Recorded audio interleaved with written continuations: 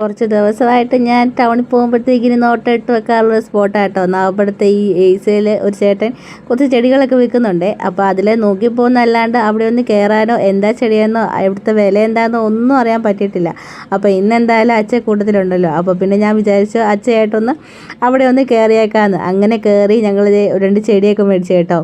ഈ ചെടിയാട്ടോ മേടിച്ചത്. ഇതൊരു കദളി ചെടിയാണ്. ഈ കദളി ചെടിയുടെ ഡാർക്ക് പർപ്പിൾ ഷെയ്ഡാണ്. ഇതിൻ്റെ തന്നെ ഒരു ഹൈബ്രിഡ് വേറൊരു കളറിൽ വരുന്ന ചെടിയുണ്ട്. ആ ചേട്ടൻ പറഞ്ഞ് അതാണ് നല്ലത്. പക്ഷേ എന്തോ വല്ലവരുടെ പറമ്പിൽ ഈ കളറുള്ള ചെടി നിൽക്കുന്ന കാണുമ്പോഴത്തേക്കും നമുക്കൊരു കൊതി തോന്നത്തില്ലേ.